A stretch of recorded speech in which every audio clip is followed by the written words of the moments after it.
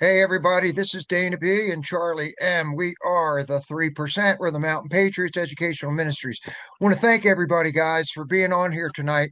Usually, Mountain Patriots meets pretty much every Monday night we have for going on 4 years, like every Monday night. And we meet in a clubhouse, but it is really cold down there. So we figured we would take advantage of everything since the snowstorm hit. Not being able to do that, we figured we would do a Zoom meeting. And then it was like, okay, I've been talking to Jocelyn, I've been talking to Wayne, I've been talking to Chip, I've been talking to everybody. And why don't we just, with everything happening, we'll just have a group meeting? Well, that was pretty cool. But then all of these things started happening a little over 3 weeks ago with a person by the name of Spam Burglar. And Oh, Mrs. Spam Burglar got us all on the roll here. So, like Mountain Patriots does at every Mountain Patriots meeting, you probably see my flag, and I'm going to start. I'm going to ask Scott if he'll lead us in the pledge and then take us in tonight with a prayer. Scotty Sturdivant, does that work for you, brother? Yeah, All right, Scott, all yours, brother. I pledge allegiance to the To the flag flag of Of the United of the United States of States the of America United America States, and to the and to the republic republic stands for one which it nation one stands, nation, under God, under one God, nation indivisible, under God. with liberty and indivisible, justice for with all. justice for all. for all. Amen. Thanks, Scott. Amen. You want to take us in with a prayer? Heavenly Father, thank you again for allowing us to come together, dear Lord. We just ask that you watch over us, keep us, dear Lord, guide us, lead us, and direct us with your merciful hand, dear Lord. And we just ask for a special blessing upon our nation, upon our commonwealth, in the blessed name of Christ. Amen. Amen. Amen. All right, we're going to try to move from spot to spot to spot. I had some fantastic computer problems, which is pretty normal. I'm the Danish School of Technology, but I tried to send out the invite last night, and then I sent out a second one, and today I sent out a third one to see if I could get you the agenda that we worked on. And I want to thank Jocelyn for a lot of help that she's been for the last 2 days. She and I were on 11 o'clock last night going through a lot of this stuff. Charlie and I talked like 10 times a day. But first off, before we get started, I just want to put a little emphasis on keep John and Susie, Joel, and Mariel in your prayers. Uh, John and Susie and Mariel, they lost they lost their son Evan, and she lost her husband last week on Monday morning. So please keep the Jewels in your prayers. Also, Dolores Oates' mother went into the hospital today, Oh and no. well, I hope she'll be all right. But she said, Dana, I'd be on, but I got to take my mother tomorrow morning. It's an emergency. I was like, okay, but I've got some stuff we're going to cover from Dolores. We got it with her today, and also keep our pink lady in your prayers. Our pink lady happens to be Karen Belford of Belford Farms. She had some surgery, so keep her in your prayers, guys. So, really quick, I want to do the Mountain Patriots prayer, and then we'll get things rolling. Mountain Patriots has been around now for 4 years. We are a C corporation. That way, we can do pretty much everything we wanted. Nonprofit wasn't giving us the latitude we wanted to. So we changed it a little bit, but this is our purpose. The Mountain Patriots is a group of USA loving, constitutional, conservative American citizens dedicated to saving, serving, and preserving our county, state, and country. We believe that we're endowed by our Creator with certain unalienable rights of life, liberty, and the pursuit of happiness, and we're bound by those beliefs. Our credo: we assist with support, safety, and security of our neighbors in Frederick County and abroad. Our mission is to build a caring, freedom-loving, compassionate cadre of citizens with patriotic and positive attitudes and a willingness to share their time, effort, and sacred honor. Our vision: we, the Mountain Patriots, are committed to be patriotic and peaceful examples of we, the people. We operate within the moral principles of the United States Constitution, the Declaration of Independence, and the Bill of Rights as derived from the biblical worldview of our founders, and do so in our community and communities across the Commonwealth of Virginia and abroad. Our aim is to take back and preserve Virginia for we, the people. We help support individuals and their families to emotionally, spiritually, and physically survive and thrive in our community.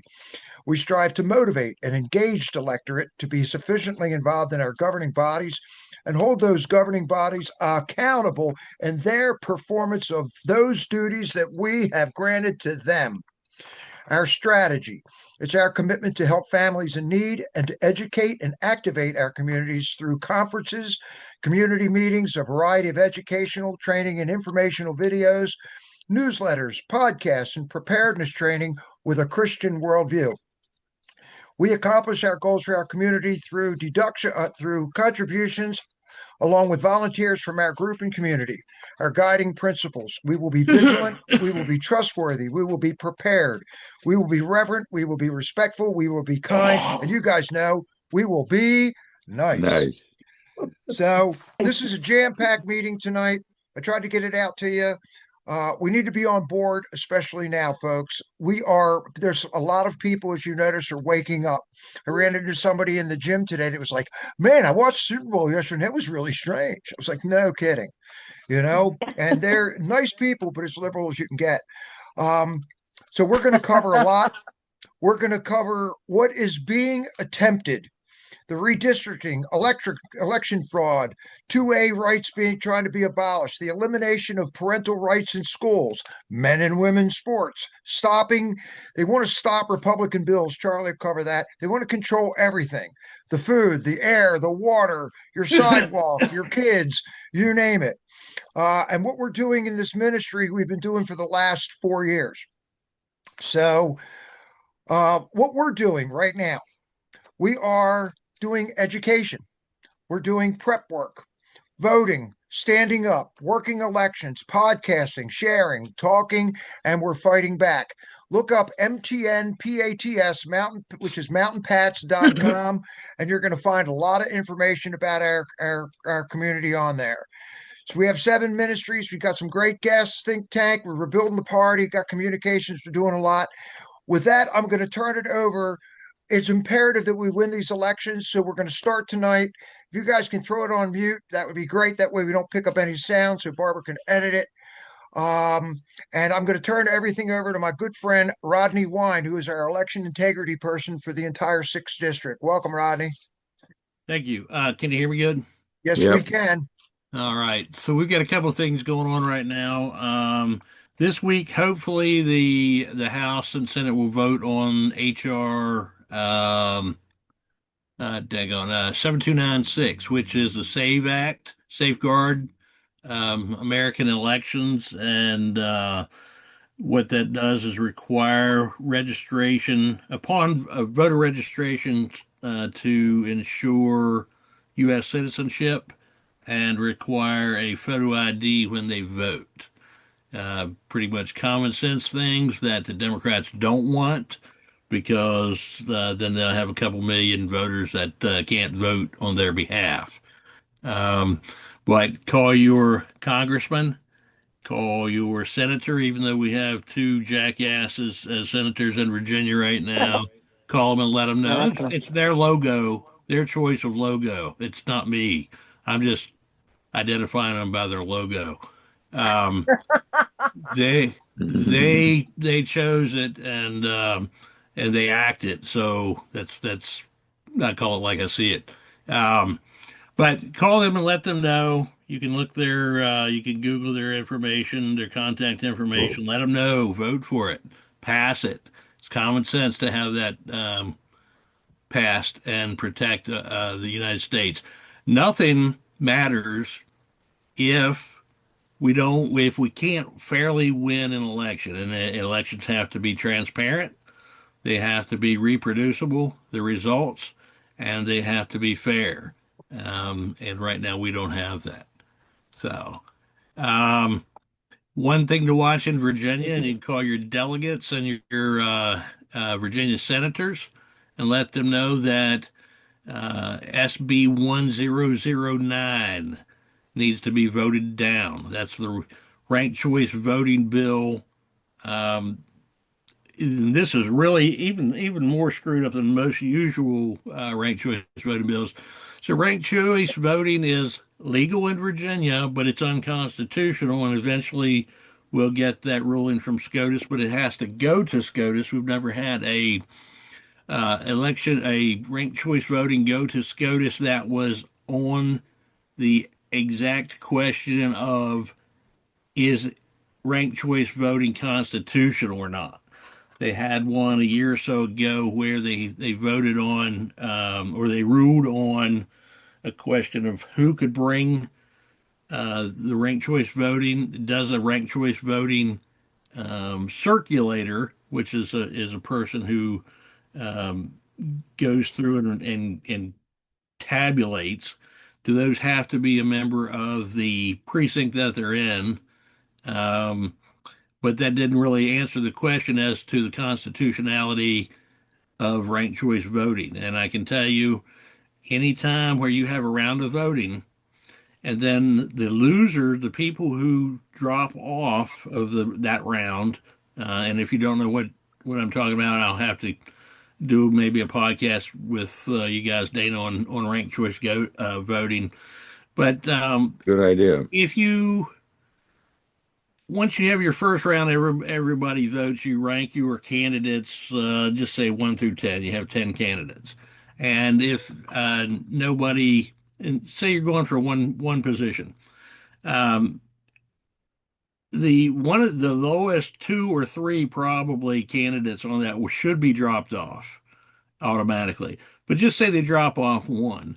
The people who voted for the person who dropped off the first round gets their second choice vote counted before anybody else gets their second votes counted. When those second choice votes are counted, that can end the election right there if they put the candidate across the threshold. That is called a weighted vote scale, and that is unconstitutional as hell. Under the 14th Amendments, it can't be. You can't have that. But this particular ranked choice voting allows boards within a county to choose whether they use ranked choice voting or not. So if the Board of Supervisors in Frederick County vote not to use ranked choice voting, but the not so conservative school board we have now votes to use ranked choice voting, well, then the school board, as the way the bill is written right now, can use ranked choice voting for their election. Now, there's a lot of nuances on how and why the Democrats want to use ranked choice voting, but effectively, I'll try and narrow it down to this. Republicans generally pick one candidate and support that candidate. The Democrats don't really care who their candidate is as long as they're worthless and push their garbage progressive trash. It doesn't matter a specific person. Sometimes they narrow it down to a specific person, but in ranked choice voting, they get say nine candidates. So out of 10 candidates, we have one conservative and 10 progressives, right? 10 liberal or 9 liberals rather. All the votes of those 9 will eventually be tallied. So unless the person who's a conservative wins outright in the first round or second round, which is unlikely because conservative Republicans don't usually vote for more than one candidate, then the conservative ballot becomes exhausted and does not count in the different rounds, the following rounds, because you haven't picked, because you don't want to vote for a liberal. But liberals don't care. They don't care which of their 9 candidates get it, as long as they get one liberal in there.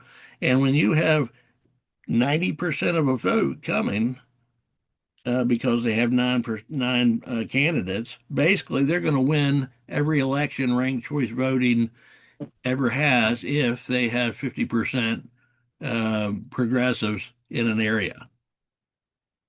And generally, even if they have 37%, I think is the number I looked at the other day, if you only have 37% of liberals who vote for liberals and they rank choice voting, they're going to win every time. And if you're not familiar with ranked choice voting, again, I'll have to go do a information thing on it, but that's what we really have to vote down now. We will do that. Now, another thing that we're looking at is the redistricting here in Virginia, and of course, that's a big issue. We had a district judge in Tazewell County. I think his name was Jack Hurley, and he shot them down and said, "What you're doing is illegal. You can't do it." Of course, the Democrats are going to appeal that up to the Virginia Supreme Court, and being birds of a feather, they'll go along with the Democrats. And then hopefully we'll have a response and then be able to take it to SCOTUS and get an injunction before the actual district redistricting takes place. But don't think that they're just because the Tazewell County District Judge said you're a bunch of criminals, stop it, that they will actually stop it. So I don't believe we're going to have a primary or I'm sorry, a special election in April. However, we have to be ready for that. And later on, I'll start training poll watchers. And I mean, this is probably one of the most important elections here in Virginia that we've had, maybe in my lifetime. So, if you have any questions? When will we know if there is an election in April?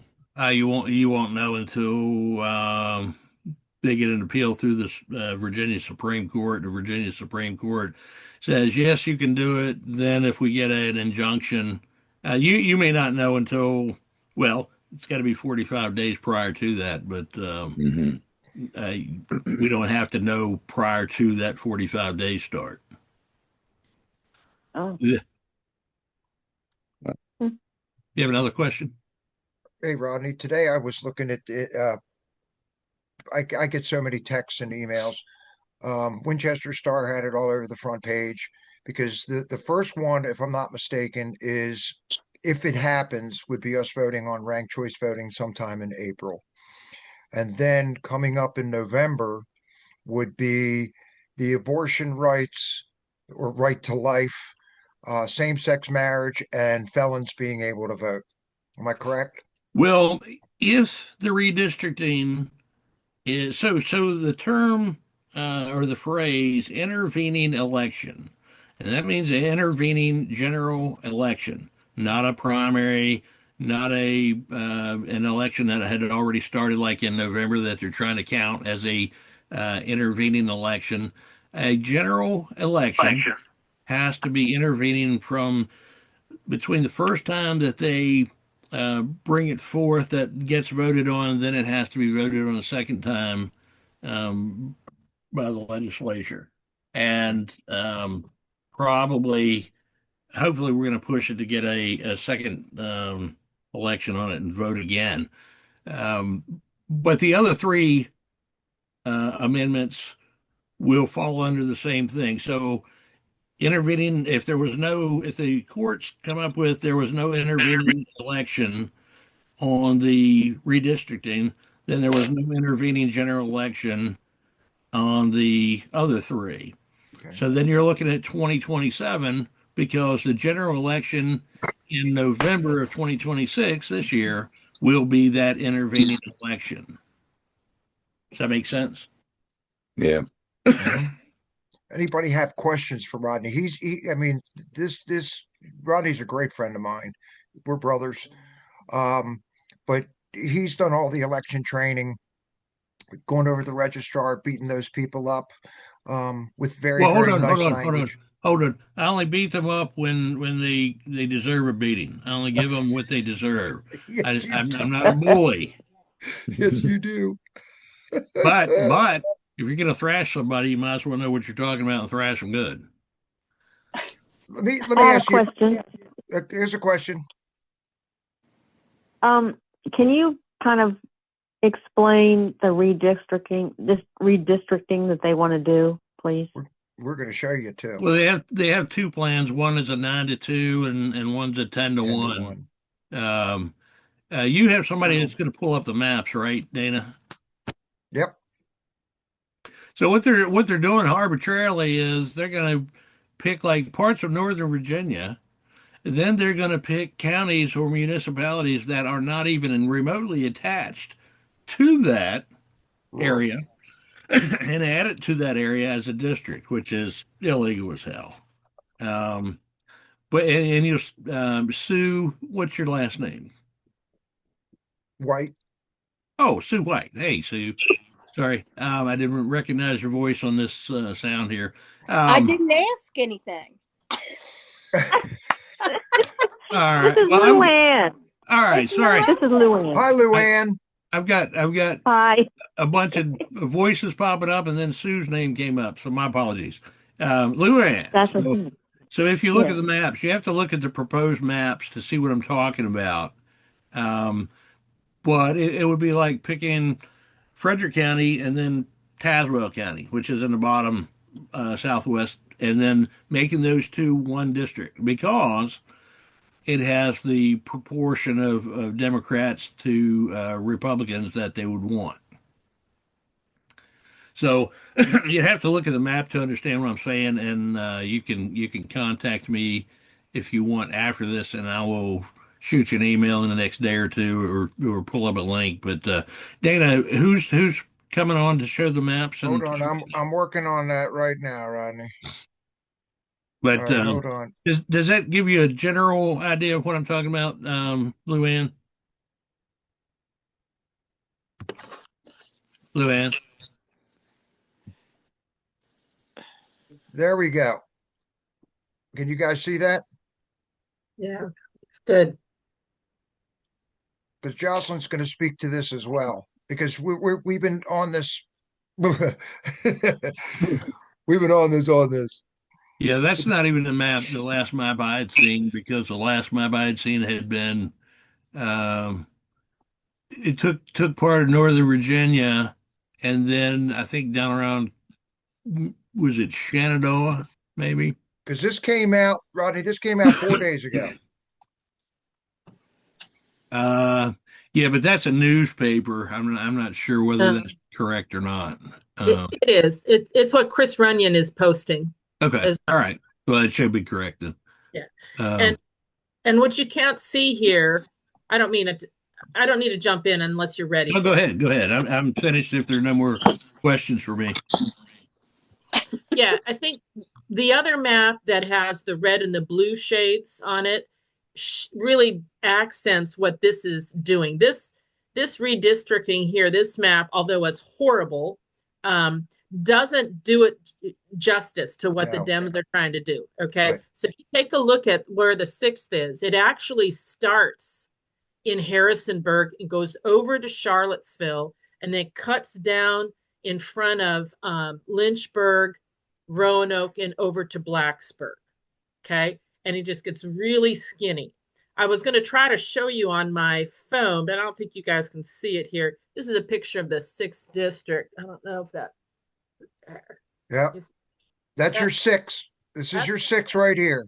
And up at the top there is my house on the outskirts of Harrisonburg. Now, of course, it's in reverse. You're seeing it in reverse. So it should be flipped the other way to be accurate. But that's pretty close. So the 7th is now on the top side. It's just all you can see on this. I wish I had a cursor that could make the outlines. But the 9th district is the only stronghold left for conservatives. And it's cut, as you can see, it's the whole southwest corner. And it takes a sliver up the edge of West Virginia and then kind of opens up again and gets like Highland County and some of those areas. But it's, this is a very rural area. And so the population is not very dense. Yeah. And so they're giving it to us. Excuse me one second, Jocelyn. I'll have to go. This is where you're talking about, Jocelyn, down here, correct? Dana, I've got to go. But this is proposed U.S. Congress congressional districts in Virginia. What was that again, Rodney? This is the U.S. the proposed U.S. congressional districts. Right. Right. All right. Hey, thanks for having me. I got to go. Yeah. Thanks, Rodney. I know you got to zoom, brother. Yeah. Take care. So, so this doesn't change how, our precincts are when we go to vote. It doesn't change how our assembly, the delegates, or our state senators. It's strictly for the federal level in Washington, D.C. And of course, the whole point of this is because they hate Trump so badly, they want to do whatever they can to compensate for the conservative ruling from the Supreme Court that told states that they could do this, that they had the constitutional right to draw their own lines. Right. Now, when Democrats at early voting were basically saying, well, Texas is doing it, why can't we do it? Well, the difference is, and this is what we need to make sure people understand, here in Virginia, we already had a constitutional amendment stating that we would have a bipartisan committee draw the lines. Didn't happen. Because we Republicans, we respect fairness. We just, that's our nature. Yep. And even though we are kind of in the minority still, we have a 5-6 split in terms of our congressional districts. We're willing to say, okay, it's fair enough. But that's not good enough for the Spanberger group. They want to just, for them, it's a screw you. 9-2 or 10-1. Yeah. And so what you're seeing down here, like I said, this one doesn't show you the red and the blue. The only red. What number, Jocelyn, do you want me to circle? Well, as you can see, 9, it's hard to see that where it goes because you kind of included a little bit of the 6th in there. Okay, so the 9 goes all the way up the side. Okay, yeah, it's up there. There you go. So it's really screwed up looking because the 6th comes down into the little sliver down in there. And again, it's hard to see on this map, but like I said, when you look at this, you see how that squiggles down there? Right. That is ridiculous. But that's linking part of Roanoke, and Roanoke City is liberal, and Blacksburg is a college town. It blocks, it voids us. Yeah. So, and of course, it goes into Charlottesville as well. So it's nothing but disenfranchisement. Okay, so what they're doing, and that's why we have to control the narrative. They don't want to have conservatives to have a voice. And that's what this is all about.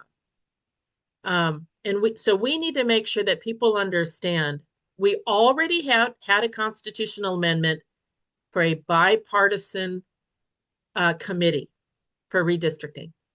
Now they're trying to override that. And of course, low voter turnout is what they're counting on. Right. So we've got to send these maps. And the other map that I sent out to some of my friends, I think I sent it to you, Dana. It comes from the same site, vpap.org. You can go on there and you can actually find your new district. So Chaz Haywood, our new Rockingham County unit chair, he and I were texting this morning. And he says, he's only living like 3 or 4 miles from me. And he's now in District 7 if this thing goes through. And as you can see, I'm on the cusp of District 6. So the valley is being chopped up because we are the 6th district is the second most conservative area in the country, or in Virginia. The 9th is the most conservative, but they don't have the populations that we have. We have more population. We're denser. So that's why all your conservatives come to Rockingham County and the whole valley to do their, powwows. They know they have to, if they can get out the vote in our area, they can win all of Virginia. Yeah, Jocelyn, the other thing I've heard from the governor's mouth or in writing, as well as I've seen it already in some Instagram posts, they're presenting this as only something temporary. And when they say that, it's not going to be temporary. Once they get it, if they get it enacted, it'll be etched for them to retain that power. So we need to control the narrative. It's not going to be temporary, and they need to follow the law. And if they were so lawful, we've already had a judge that says this is unlawful, but they're still contesting it. So we got the law on our side right now. So there's gun shows, there's sports shows, anything that you know is going on in your community. You need to take these maps, get them printed, and you need to get them out there in people's hands. Because once they see what's going on and how they will be disenfranchised, that's How's key. that, Jocelyn? That's it. That's the one I'm looking for. And that shows you the rate of, or the, you know, the degree to which they voted for a candidate. So obviously the red area is the conservatives. The lighter Absolutely. blue wasn't quite the stronghold, but it is still blue. And that's the thing. They don't care if it's light blue or dark blue. They just want blue. They'll take whatever they can get. And Where so do we get these maps? I can send it out to you. VPAP.org. Yeah. But yeah, Dana can send you some links. What, But you what's have it to called? fiddle around. You have to fiddle around a little bit on the website to find your area. So, well, you can see up there where it says vpap.org/redistricting. VPAP? Right here. VPAP? What is it? Oh, VPAP.org. VPAP.org. Okay. Virginia All right, Public thank you. Act. It's the Virginia Public Access Report. Oh, okay. Program. And what I will do, if you're not on the Mountain Patriots eye contact list, jump on our mtnpats.com, submit a form to us, where you are, who you are, is a little spot there.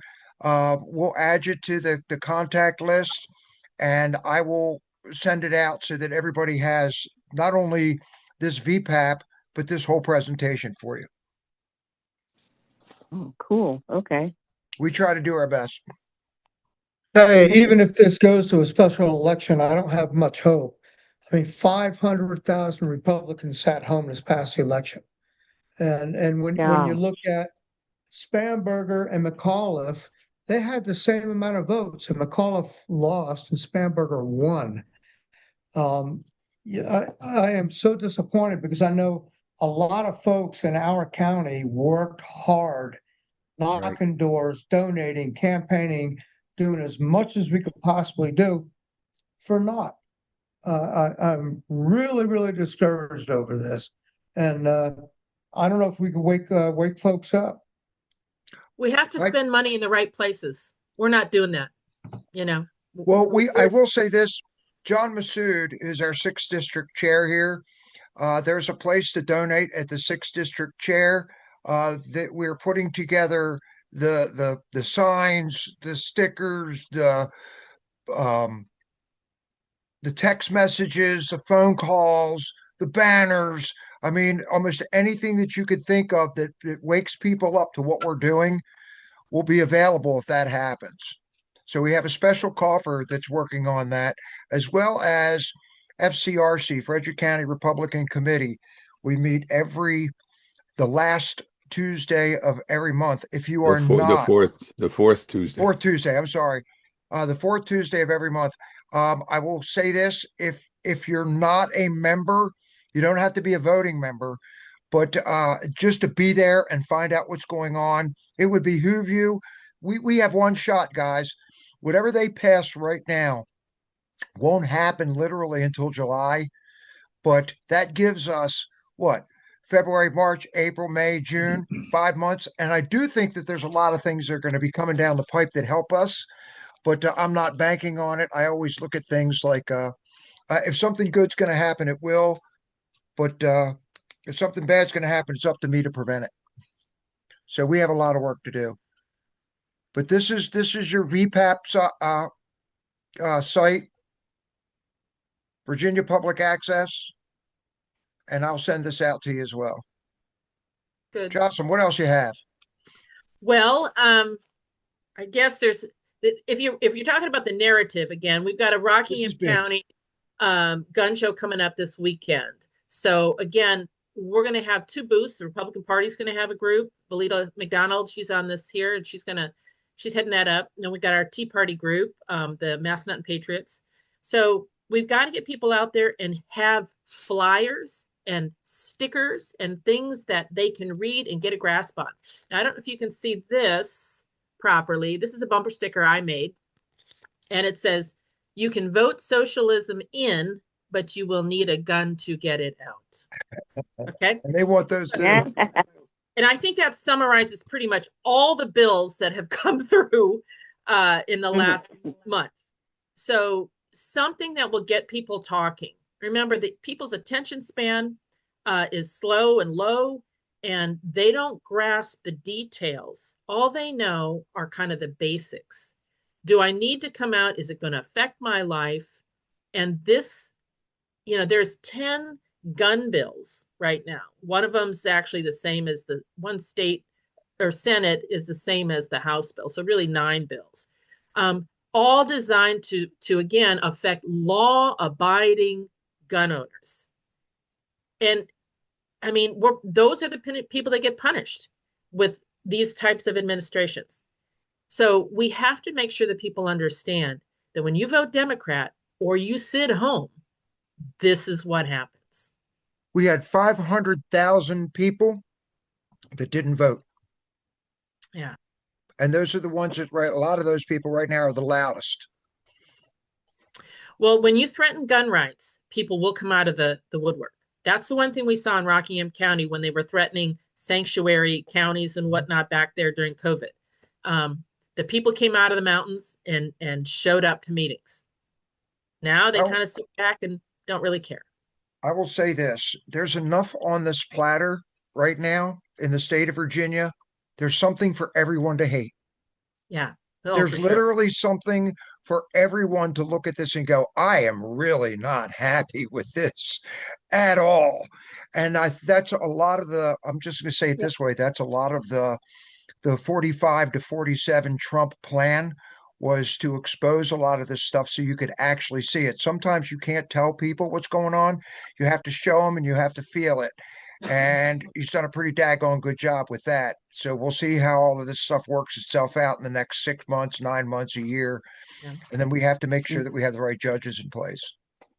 I think with these gun bills especially, our only hope is on the Senate side. And I know we're only a few bodies off there. 2, and if we, I think, I think you're right. And if we can convince some moderate, if there are any moderate senators, not to vote for these anti-2A, some of them, one of them, you cannot even carry with a CCW on public roads, public sidewalks, anything public, which means your CCW is worthless.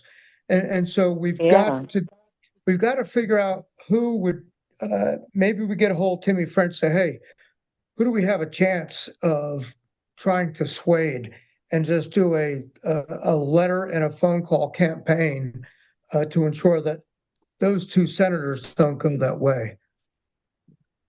I will say this. Jonathan, you may know. I don't know. Who's going to enforce it, though? Has anybody thought of that?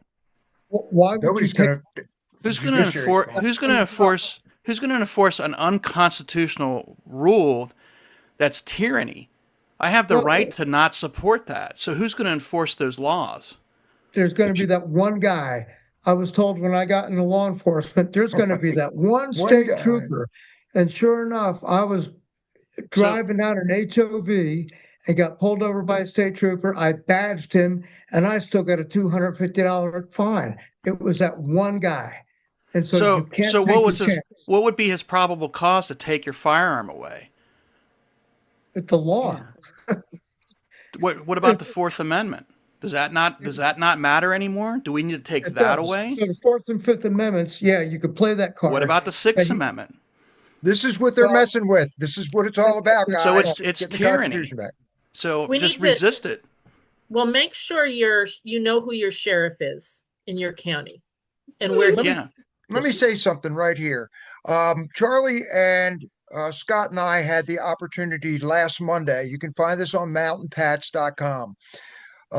We had the privilege of getting a chance to spend almost an hour with Sheriff Mack on a podcast. On our podcast. Go to that podcast. check out what's going on. The guy gave us great ideas. I got a phone call tonight from our 6th District Chair, John Massoud. He keeps me I talk to John probably 4 or 5 times a week. He says to me, there's a sheriff from Shenandoah County. I think his name is Tim Carter. We're going to go talk to our sheriff and find out, how he sees things. We also have Travis Sumption. He is from Clark County, if I'm not mistaken. And these are guys that we're going to be able to get on these podcasts because Charlie and we just spent a lot of money putting up new podcast stuff so that you guys can see what's happening from people that are local, that are right here.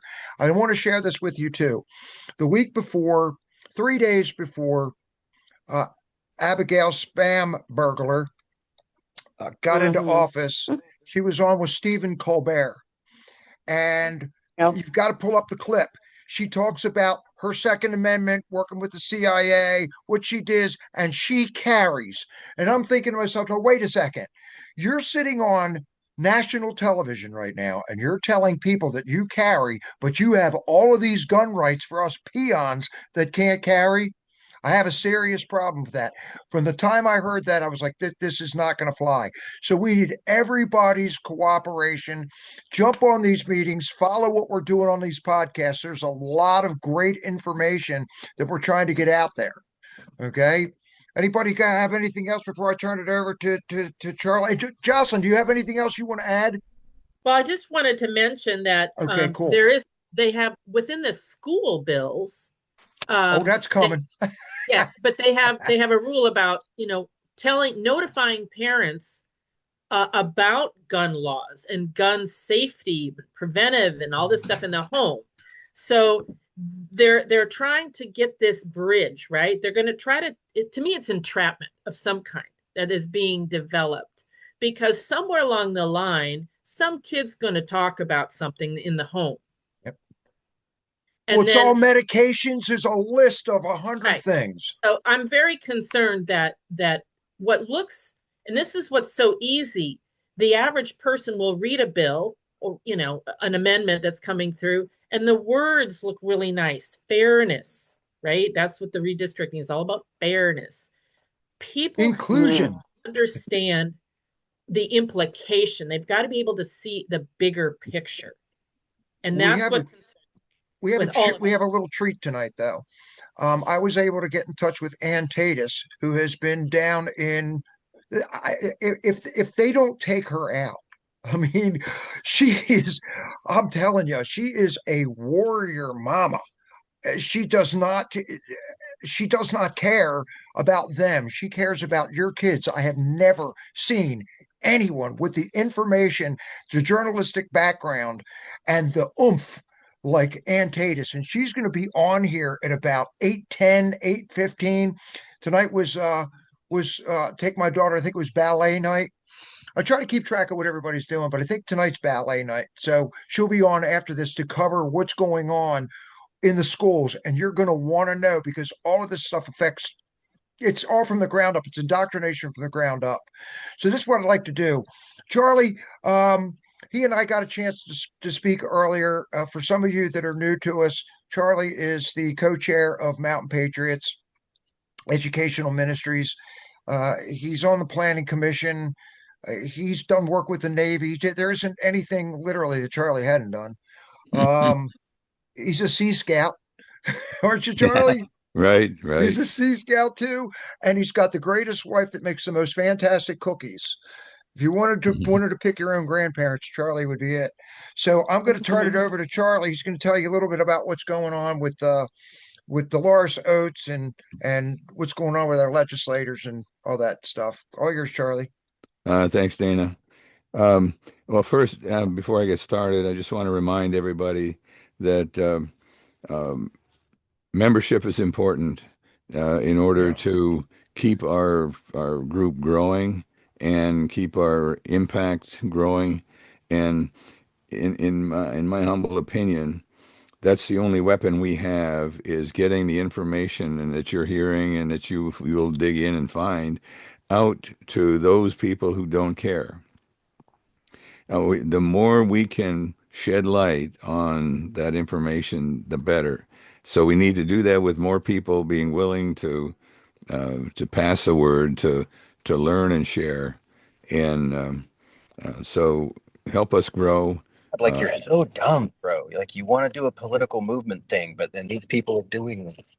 It's on you. Yeah. We've been doing this every Monday night for almost 4 years.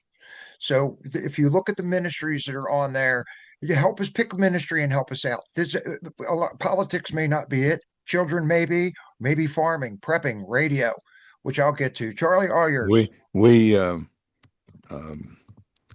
We're continually learning. So anybody has any ideas on how to grow this, I'd love to hear them. Dana would love to hear them. Yeah. So enough Absolutely. on that. I just wanted to touch also on Dolores Oates has one of her sponsored bills. She has a lot of bills that she sponsors. Yeah. One of them, HR 1242. It's a K through 12 preventing boys from being in girls' sports. Can't believe we're still talking. And it's pretty thorough. It talks about very clearly requiring the biological sex of the students to be considered, and of male men or boys, that's one category. Female women and girls, that's another category. And the third one is co-ed participation, where obviously from the get-go they want both boys and girls to participate, which is fine. But they want to require, she wants to require that the biological sex of the student be affirmed by a signed physician's statement. And just to make sure that that it's got some official consideration of who's a what. And it prohibits, very clearly prohibits boys from being in female sports, and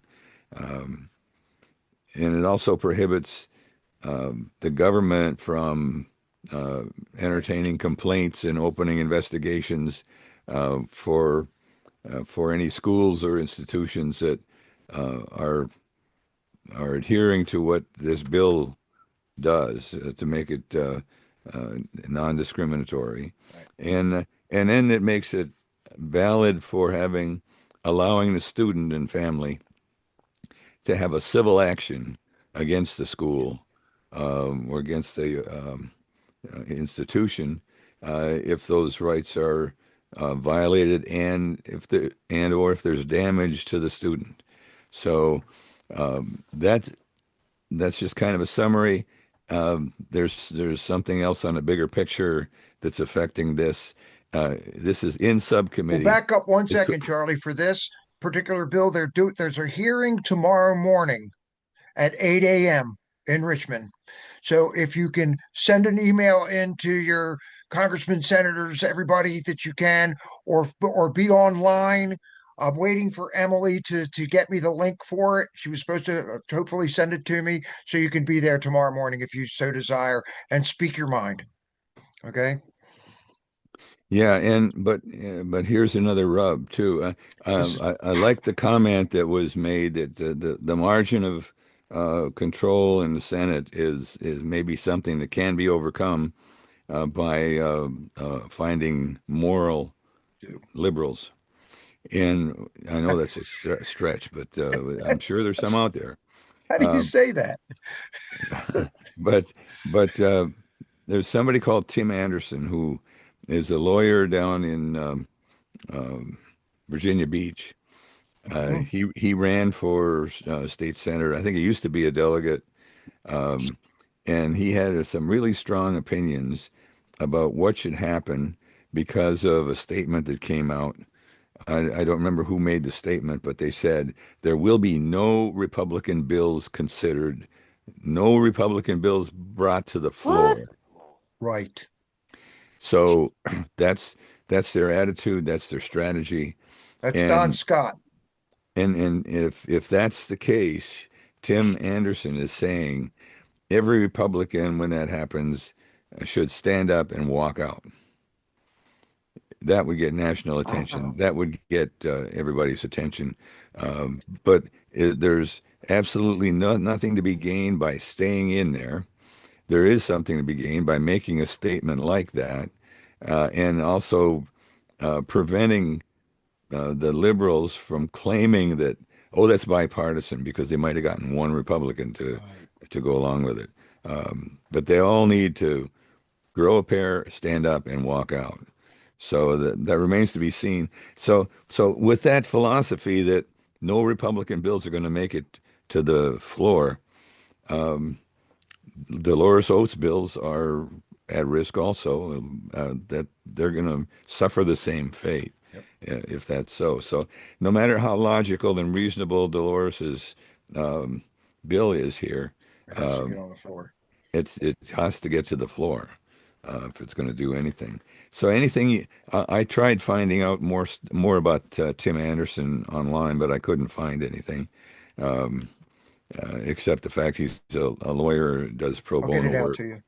And so the more we can understand that, make that argument, make it visible, let people know that that's going on, which is not only not constitutional, but it's criminal, in my opinion. And I'm no lawyer. Okay, the podcast that Dana mentioned, we purchased. We're signed up now for Riverside. It's a different platform. We're going to be able to be doing the podcast and then using AI, because it built into that Riverside, to go in and summarize everything that was said, provide a text of the whole thing to sort and sift through and find potential action items, to find references and reference material, and make suggestions about titles and subtitles for the recording, the podcast, as well as be able to divide it up, slice and dice it, so we can get it out to all of the other platforms in short bites like reels. So the whole idea is getting the word out to as many people as we possibly can, and that's how we're tracking with that. We're still on track for the historical podcast. I'm meeting with Larry Johnson this week to get his slideshow. He tried sending me the slideshow on email, and it's Explain what that is. Who Larry Johnson is, Charlie? Oh, he's a Liberty man from down in Front Royal. Right. And a historian, an excellent historian and storyteller. So he's agreed to do several podcasts with us, so as a series about the Revolution, because his great-grandfather, 4 times removed, Abel Johnson, fought in the Revolutionary War. Wow. So he's got his story to tell as well. So we have, and we're on track to do several others of those historical podcasts too, to help to get the word out to people who don't know the Revolutionary War, who fought, who the sides were in the Revolutionary War. I mean, the man in the street interviews that you see on Johnny. Like Adam. Adam is a perfect example. Adam, too. We ask people on the street these questions, they have no clue what you're talking about. So any additional education we can do by getting our podcast out to more and more people, that's what our goal is. You had anything else on the podcast, Scott or Dana, to comment on? I do. Something we bought. Not only did we sign up for it, we're learning it. Barbara is a phenomenal editor. I mean, my hat goes off to her. What she does with the stuff that is just amazing. But now we have something that'll really, as an artist, she'll really roll with it. But we have these things called gimbals. And I can take my cell phone, and you know how I get, you don't want it to shake or rattle or whatever. We'll be able to take our gimbal and our phone and walk up to somebody and say, Charlie, you were just at the Planning Commission. Can I take a couple seconds of your time to find out what you felt about the data centers? and then we'll be able to do 2 or 3 minute reels. So if anyone is interested in helping us in that particular arena, I might come up to Joe and say, Joe Crane, how you doing, man? I noticed you were out there today about the windmills. Okay. Well, yeah, I was out there, Dana.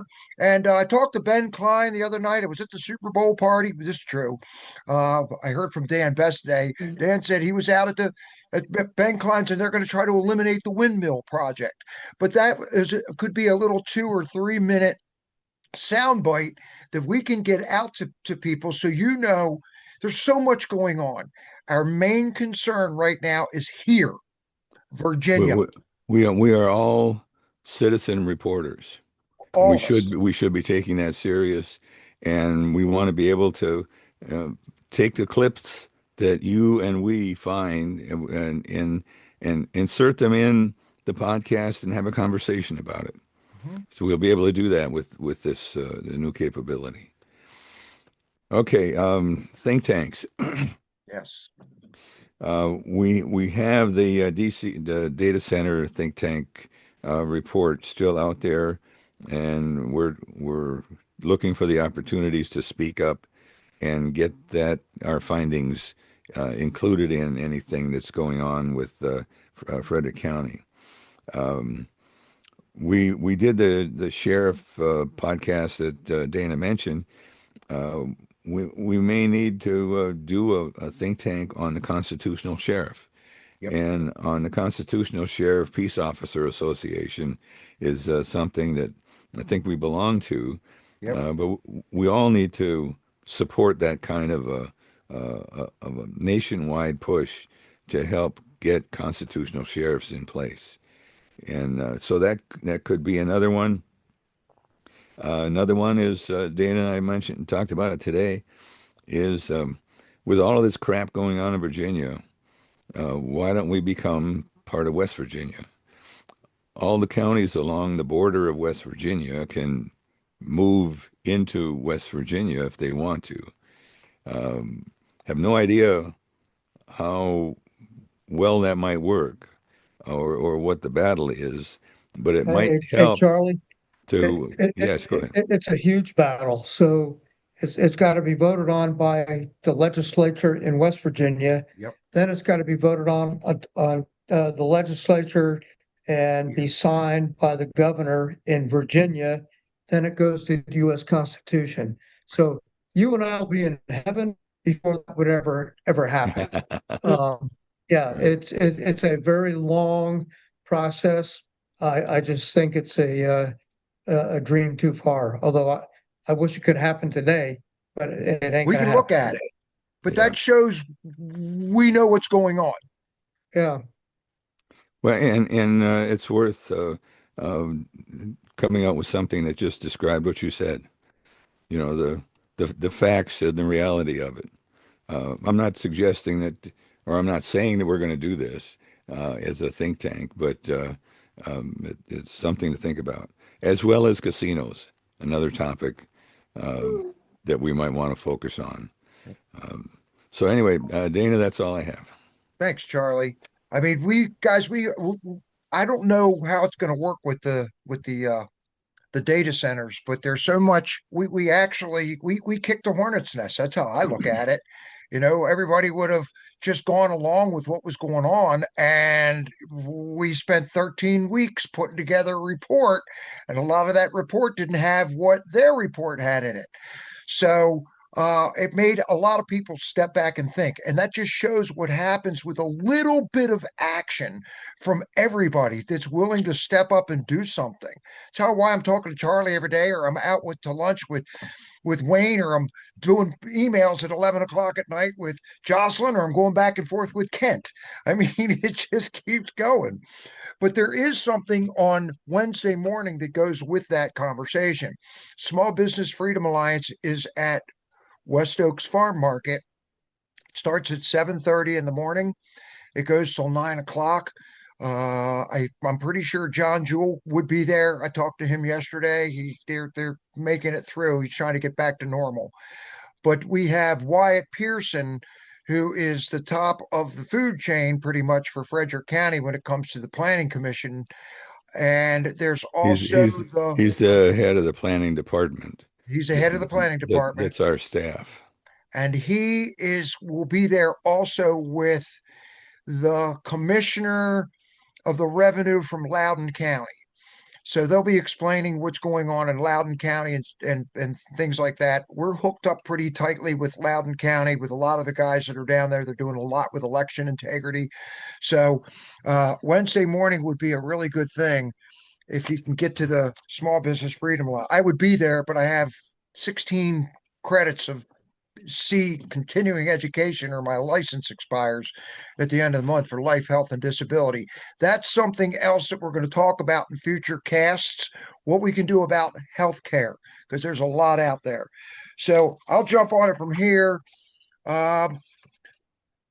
We talked a little bit earlier, guys, about the 2A bills. There are so many, and I want to have a discussion with you guys about this. I want your information on this too.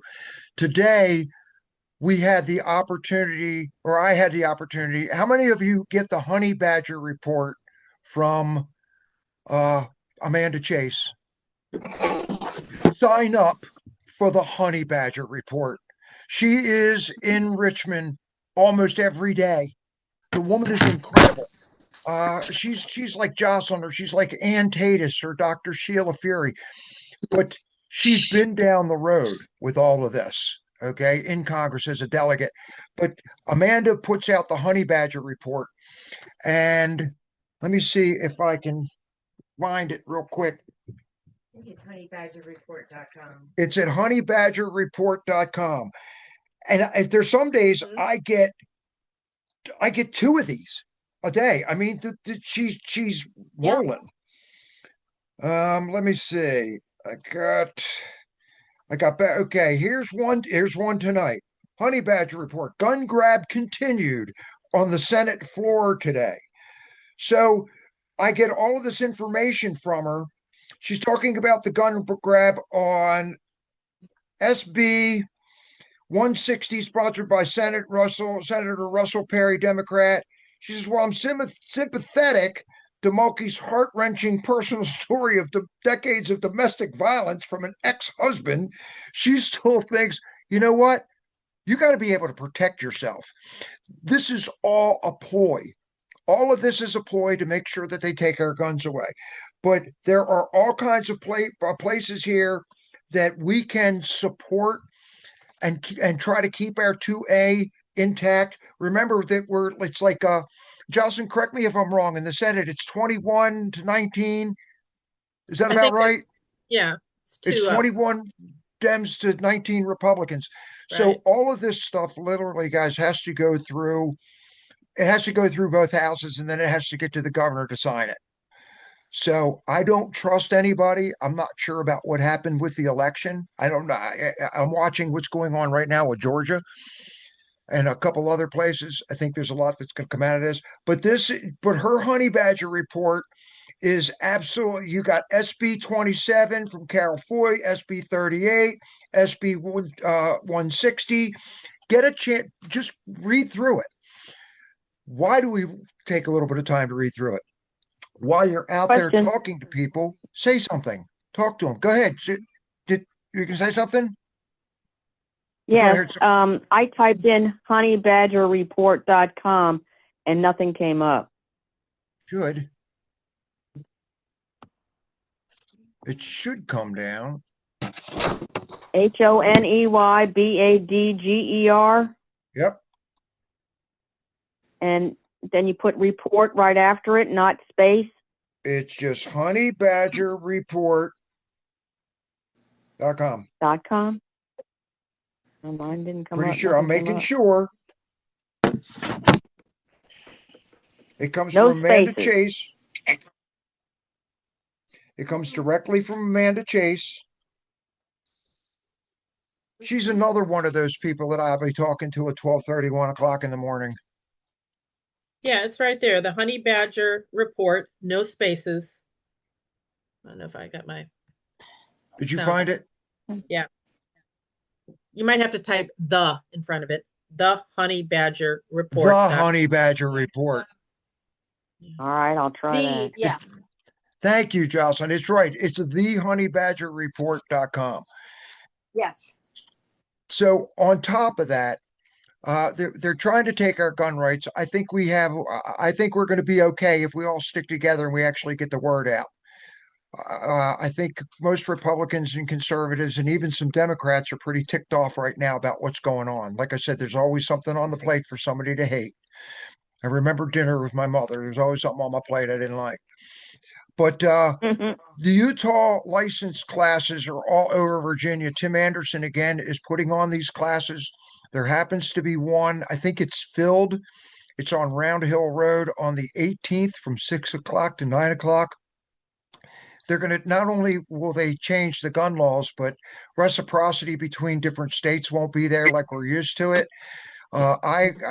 This is kind of crazy. They tried to do this about 6, 7, 8 years ago, and I went and got my Utah license, and then I signed up again because I thought it expired. Well, I just got a letter from Utah saying, "Hey, April 26th, your Utah license expires, so send us $50 in your new picture, and we'll send one out." So there is a space. If I can figure out how to do it, if somebody wants my space, just reimburse me the $85 and go take my space from 6 o'clock to 9 o'clock at Round Hill Road. Just hit me up and I'll get you that information. A couple other things. Why do I think that things are going to be a lot different for us? And I think things are going to work out in a lot of ways. There are so many things that are happening. How many people here are really paying attention to the Epstein files? Is anybody paying attention to the Epstein files? We have paid attention to this stuff for years. I was talking to my best brother is Mark Thomas. Okay. He and I have known each other for 20 something years. We talk about everything. And I got on the phone with him tonight and he says, "Dana, I was reading, somebody was reading one of the emails of what they actually do to these children." And he said, "I had turned off. I had to turn it off. It is that disgusting." Well, why is all of this Epstein stuff so important? Let's take the Georgia elections. Okay, that's one thing. Let's take illegal immigration. That's ICE, which they're trying to stop. Why do they want to stop ICE? Because their whole voting block would go. Okay, we all know that. That's their vote. But when people are starting to leave, Jeff Bezos, that was a Washington Post. It was a New York Post, Washington. It was one of the biggest papers out there. Jeff Bezos guy left. The guy from Chuck E. Cheese left. Bethany has her hand raised. Go ahead, Bethany. Oh, hey guys, it's Adam. We're just out running errands, and I'm trying Hey, to stay Adam. on and listen. Now, Adam, tell everybody real quick before you get into what you're going to say, what your show is that they should follow. Sure, it's called 1600 Unscripted, live in front of the White House. We interview politicians, J6ers, policymakers, researchers. We try to give people a no-nonsense view at what's going on. We make a bridge between the extremity of what's going on and making the information accessible. And he's helping us out big time with our podcast. Thank you, Adam. We signed up, brother. Yeah, absolutely. I just wanted to comment on something real quick that you said I felt was really important. You're talking about how they're trying to fight back on getting rid of ICE, right? To slow that down. And that's but what I wanted to point out is, like, they love these damned if you do, damned if you don't situations.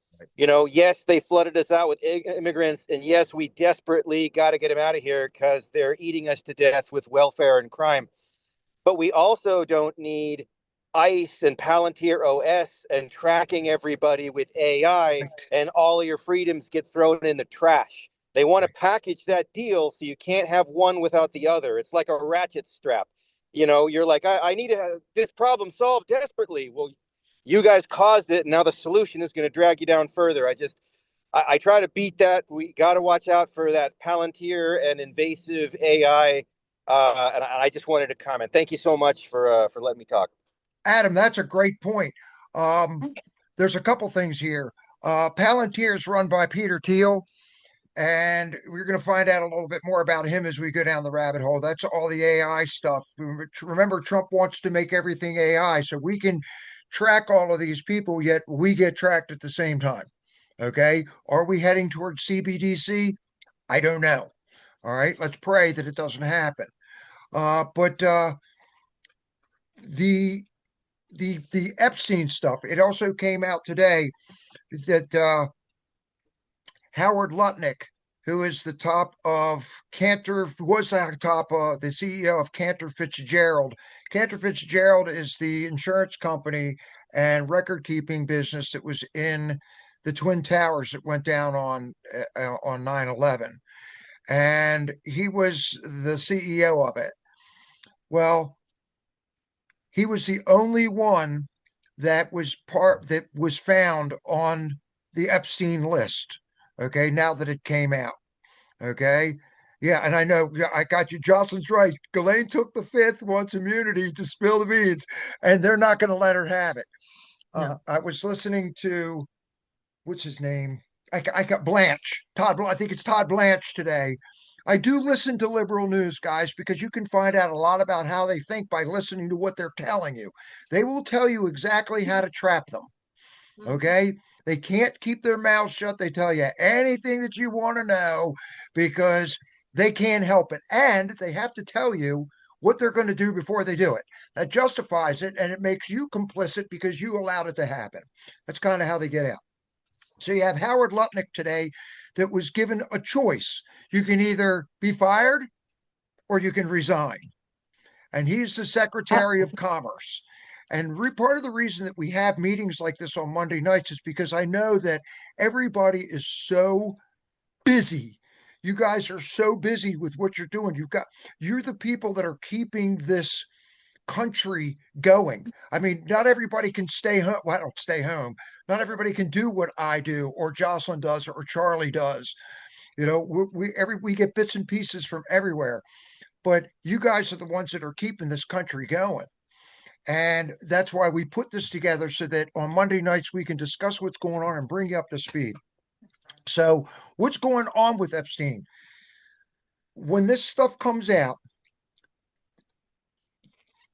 and the Pizzagate stuff comes out and the Liz Crokin files come out and everything else, you're going to see you're already seeing how many people are not running for office this year.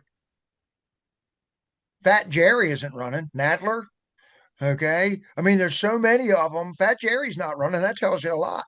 You know, Schumer's he's got the lowest ratings out there, and Hakeem Jeffries is the top of the ticket. So you tell me what's going on. When I got Ann Tatus here, she'll be on in a couple seconds. Well, that's fine. But pay serious attention to what's going on. So, like, again, you've got the immigration, you've got AI, you've got ICE, Epstein Island, put all of that together. And now you've got the gun bills that are going all over the place. Virginia is the poster child for all of that. And this is just my thought process, but I'm looking at Virginia as this is where America began. Okay. Why not take Virginia and turn it into the poster child for everything that's going wrong so everybody in the United States sees what's happening and they get off their duffs at the 250th anniversary and say, hey, I don't want to lose my country. And this is what's going on in Virginia. And don't think because it's happening here, it won't happen in some other state, which is precisely why Charlie and I decided to go bigger with the podcast to get that information out. All right. Anybody have any comments they want to add in here? Because I know Ann will be on in a couple seconds. I do want to hear something from Jay. Jay, you're still on here because you sent me something that I haven't a chance to read yet. Do you want to fill us in, Mr. Martz? There I am, having trouble. There you go. Because I got your email. I just haven't had a chance today putting this together. Okay, well, I just sent you a little note about the upcoming Board of Supervisors meeting where they're going to be voting on the Madison 277 project. And What I is just it? want What is it again? the rezoning of Oh, the the rezoning, right. Madison 277 Right. project. I think Charles and Joe probably know a lot about it. They both sit on the planning commission and they both voted for it. So they might be able to add a little bit more, but I think that we should oppose voting for this redistrict or rezoning, or at the very minimum, I think the Board of Supervisors should table it for more study. Just a small look at the transportation study and the lack of work on that and the fiscal impact. I think there's a lot to be done on it, and so I would ask the Board of Supervisors to minimum table it. But I don't think we need any more housing in Frederick County right now. There's 7,000 residential units available for development. We do about 700 permits a year, so that's a 10-year supply. So I don't think we need to get in a hurry to rezone some of our farmland and open space into residential units right now. So I just say let's pause, let's wait. We need more water, we need more energy, and we need less houses and less cars on the road. Thanks. Jay, that's excellent. See, that's one of the things that I just learned tonight about 277 because I haven't had enough chance to get that far today.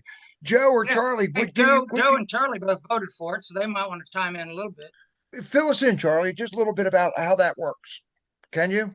Now, this is the one that's off of Sensony, right? No. This is the one off Fairfax Pike down there by the new water tower. Stephen City. Oh, Stephen City. Okay. Volcanic district. Yeah. They virtually did everything that they could do to satisfy what the county had a problem with, and they took I think the number of houses from 900 down to 600, and over a multi-year period. What they did is a big increase in commercial property, and working with Valley Health to get health care down on that property. Both of which, commercial and the healthcare, are what's needed down there, and so it's got a by rights flavor to it. It's not like it's farmland that could always be farmland because the rights have been already given it to develop it. It could be developed, I believe, into 5-acre lots. But then, yeah, that's correct. They can go to 5-acre lots just like my property. I would love to subdivide mine, but I really can't do it. And 500 new residential units without any transportation infrastructure improvements on the 2-lane road, Fairfax Pike. I think we need to wait just a little bit longer until we see some transportation improvements, not just planned, but provided. Right. Well, they agreed to build out the intersection. I think the intersection on 277. Whereas before they were just going to contribute $2 million to the improvement of that intersection, and they agreed this time to actually go ahead and do it, not just contribute a portion of the cost. But on the other hand, it doesn't include any improvements on the what is it? The front Royal Pike, 522, 340, where the property, the existing property comes out, because that is, in fact, that intersection is in Clark County. Yes, it is. Yes, it is. And Yeah. Charlie, hey, I don't want to belabor it and take up too much time here. I would just ask everybody to come to the Board of Supervisors meeting and hear the community speak on it. And Charlie, did the Planning Commission table this at one time to get more information? Yes, we did. Yes, they did. So I think the Frederick County Board of Supervisors should do the same thing. Table it. It's a 4-year project. Let's wait. Thank you. Yep.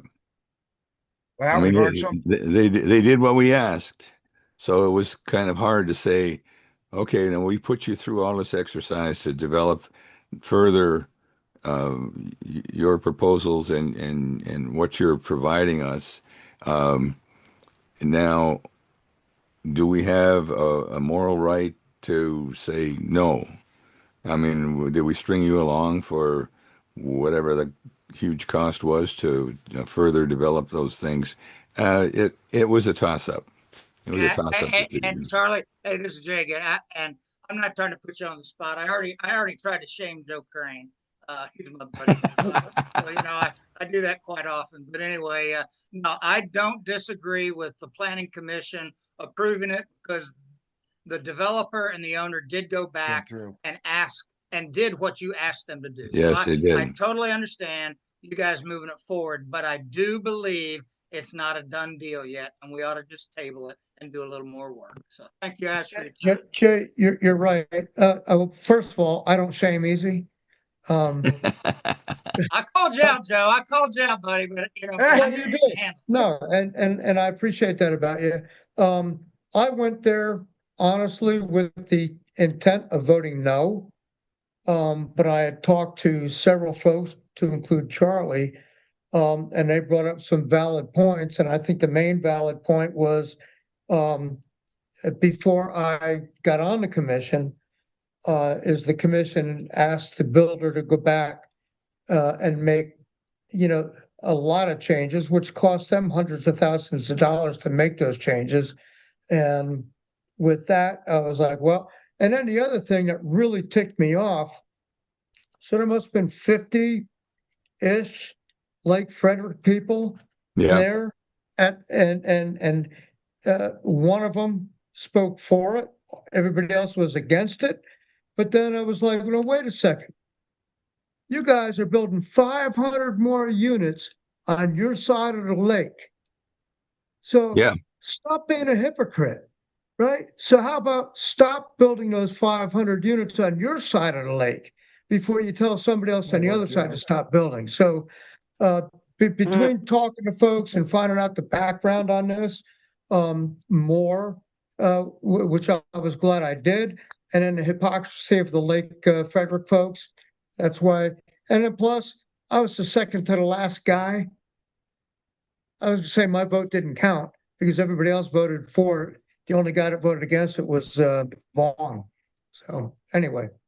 Yeah, I don't disagree about the Lake Frederick group's hypocrisy, but the answer to their 500 is not to build more 500. Okay, we don't need more residential units in Frederick County. Yeah, I'm with you. Well, one of the things that we do need is more commercial to offset the cost of housing. Yes. So that's part of that equation. Totally agreed. So let's build a data center. All right, that's I agree. I agree. It should be underground, though. That's a conversation for another time, man. But this would be cool. This was good. I like this. But I want to bring on Ann Tate. She ran a little bit late for working with the kids tonight. But she's got so much information that's coming on right now. And then I'll go from her to Wayne, and then we're kind of finished up at 9. And thank you for taking time tonight. I know you've been all over the place. You've been in Richmond. You've been all over the place, and you still are helping us out. Thank you. No problem. Mom life, child advocate. I testified on, I think, 40 bills last week and 30 the week before. I was jumping between rules. I mean, not just education, because you're going to hear me, is essentially. But I just want to, excuse me if this comes out as word vomit, but I have to give everybody a quick 10-minute graze by of what we're actually dealing with, like the mental health stuff. As I've said, not new, but I want to show you just how not new it is, with just some screenshots. Let's see. There we go. Share. All right. We good, Dana? Yep. Everybody see it? Okay. So everybody, I see. There we go. So everybody knows about the 45 communist goals, but when you actually read them, like 32, support any socialist movement to give centralized control over any part of the culture, education, social agencies, welfare programs, mental health clinics. Then if you go down to dominate the psychiatric profession and use mental health laws as a means of gaining coercive control over those who oppose communist goals. And it's really important. It's not just these 45. This comes from a book called The Naked Communist, where it's actually it's not just Karl Marx, it's somebody exposing communism. And so that's where the 45 communist goals from. And I don't have time to go through it, but there's a suggestion for parents. Stay close to your children. Make sure they're not being trained. They're being trained to things like Washington and Lincoln, not Marx and Lenin. This is where we missed the ball. And so to be 46 years old and to go back and read this, I look at my parents and I'm like, what were you doing? And help your children grow. Don't fall for a current socialist communist line that parents are a detriment to their children. And if the whole argument about they're not practicing like religion, they are practicing religion. It's called secular humanism or humanism with a capital H. And how are they practicing it? The Humanist Manifesto 1, 2, 3, John Dewey, who designed government education. You can Skinner, these are all science. These are the people that designed all like PBIS, the multi-tiered system. So everything in government education is designed by people who signed the Humanist Manifesto. And the same year that they ruled that God had to come out in the Engel v. Vital case in 1962, in 1961, in the Watkins case, the Supreme Court ruled that humanism is a religion. So when we think about ways that we are going to finally cross the Rubicon, this is one I've been talking about people forever.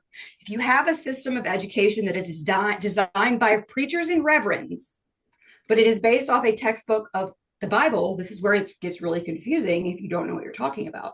But the Humanist Manifesto 1, this is just a screenshot. Follow me on Facebook. It gets fun.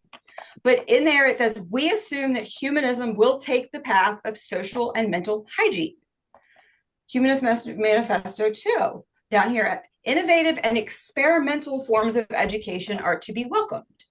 And for the people who still are not processing what CTE or workforce education is, there's a document from the 1949 United States House of Representatives Committee on Un-American Activities called 100 Things You Should Know About Communism. And if you go to the education portion, if you go right down here to the bottom, number 5, if communism should conquer America, what would happen to schools? Real education would stop, only training would be allowed. So the pro-CTE, they're not educating your children after a foundation of knowledge to then build on it to gain a skill. They have replaced knowledge with a skill. That's why you can talk about critical thinking in kindergarten. They don't have anything to critically think about. And the next time I'm on, I will get more into what the 100-year history of Stalin did vocational education. Like that was part of the whole communist education, was training them to be cogs and widgets. But on the mental health front is mental hygiene movement. This one was dating 1921. I've read all of these. I'm just giving you the screenshots. Okay. Mental health and teacher education, 1967, the Association of Student Teaching. Unbelievable. Digest of crisis and mental children have been in a mental health crisis evidently since the 1970s. So don't fall for what they're telling you now. 1969, education for mental health. That would be 1954. This would be Treasury Department, public health reports, 1919. And this goes in and it talks about mental hygiene leaflet for teachers, what constitutes a personality, and it goes all into your personality and your mental hygiene. They just realized that mental hygiene and the Holocaust and the eugenicists, so they had to change it to mental health. They're even talking about changing it to something else more fluffy right now. But this is all planned, Ann. All It of is, but here's the platform of the Well. everybody can find an enemy when it's the NEA. But when anybody in the Republican Party talking about this, for some reason they get wonky. But everybody can come to the okay, NEA bad. We can all agree on that. Well, 1948, the NEA platform, it goes into the child, and it talks about, you know, all the enriched all the words that we hear now, expansion of our physical fitness program to which will help the child understand the scientific basis of health, physical and mental, to develop health habits. And so when I sit and I listen to these people in the General Assembly continuously use the same language, I do blow up on them and say, like I did in the House Education Committee last week, I said, so you just want us to give birth to our children and give them over to you? Right. To which they tried to point of order at me. I'm not playing with you. You can't point of order at me because it is relevant to the bill I'm about to tell you about. But the Journal of School Health, Mental Hygiene in the Classroom, 1954. Education for Mental Health, again, different document, 1954.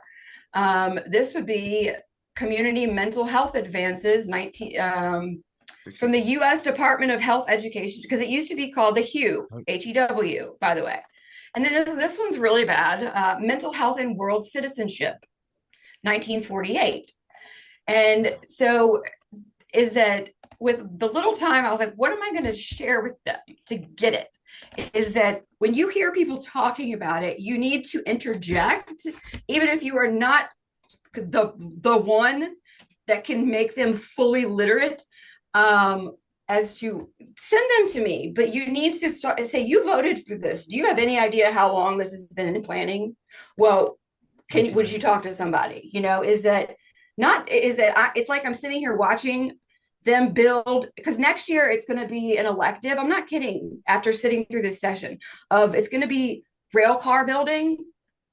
That's going to be a proposed elective next year, probably. And Dana can tell you that when I'm good at foretelling the future, I'm really good. And it's not because I have a magic ball. You've been saying this for years, Ann. Is that the children are mentally ill because it's called the treatment prevalence paradox. Never in medical history have they given treatment for something, and even if they called it bullying, okay, how long are you going to say you're helping our kids with bullying before we're going to say, how about you stop teaching them about bullying, because never in 30 years of saying you're teaching about bullying has bullying gotten better? Or is that, when do we say, you know what, how about, because they passed a bill, they want bus drivers to get mental health training. The teachers are not even remotely qualified or certified. Even the counselors are not qualified to teach an entire classroom. It's small groups or individual, much less the bus drivers.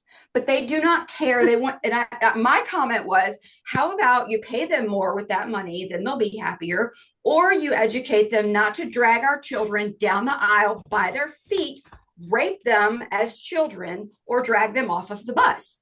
That's how you could actually mentally help our children, is if we didn't have to put them on a transportation required by the state, where you don't acknowledge that bus drivers who can't be licensed and to track them like the teachers, but they don't want to hear any of that. I don't care, is that this is crossed into a government sanctioned Epstein Island, like I said last week. And they're killing children. And if we don't all get on the bus, that this is killing children. It's been killing children for a long time. And that's how far it goes back. And I hate to like blow everybody's heads up, but is for me to sit here on this and it's like, nobody will listen. It's just, and if anybody wants, Dana, I'll just send you a zip drive, or how about I'll just give you access to my mental health folder, and you can share with all of these documents, because I've never read a modern book on what other people think is happening in education. Never. I go to the original source and I read what they said they were going to do. I read what all of the organizations, and that's where I get that this is exactly what they were planning to do. And on that end is that get your children out. And I have said this on Facebook, I will sit down with anybody who has it, and I don't want to hear, but we can't afford to. My husband works 80 hours at a chemical plant. I am a stay-at-home mother, and we pay for one of the remaining private schools for now, but is that you can't, what they're proposing this year, and even what's been going on for the last 15 years that nobody's known about, that's been bipartisan. At this point, there's people, you can't sue your way out of it at this point. We have to make the choice to take a lane, and we're going to now put ourselves in this different lane. But then once we're in that lane, we don't say, oh, our kids are safe. We keep fighting. But we have to make sure our children are safe first. Because if you save 10% and leave 90% to this, the world will be no better for our own children that we save. Right. And that's why people ask me, your kids are in private school. Why do you care so much? Because they're going to have to interact with everybody whose parents thought, and private school, homeschool parents, I'm continuously trying to get them involved, that they can keep their kids in a bubble till they're 18, but the world they're going to leave them, you may have left them in public schools. And so if anybody hears the conversation, I'm happy to talk to people about how it is possible. If you tighten your belt, you live by your means, you sell the things you don't need, you become selfless, not selfish. And as a parent, it is possible. I promise you, you might not retire at 65, but you will sleep good knowing your kids are not, you can't fight this. You can't, I know every federal law. And for an entire year, I fought knowing that I know how to be free, and it was so exhausting knowing what I know and being me, ready to kick the door down every day of the week. That there's nobody that's going to do that.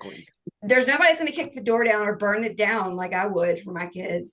But even if you know it all, it's exhausting. You can't fight it. And then you end up literally spending all day long obsessing about what your kids learned 8 hours a day in a secular institution when you want your children to have a God-centered worldview. It is impossible. You cannot have your children on Sunday, Saturday, every day after school. There's no amount of God or Bible that can counteract what is being done 8 hours a day, 300 days a year, even before the lunacy that they say Virginia has fallen. My response is, we are the state that birthed the nation, and over my dead body will I concede that Virginia has fallen. Yes. And until everybody gets the passion, we birthed this nation. We had a constitution 2 weeks before the Declaration of Independence.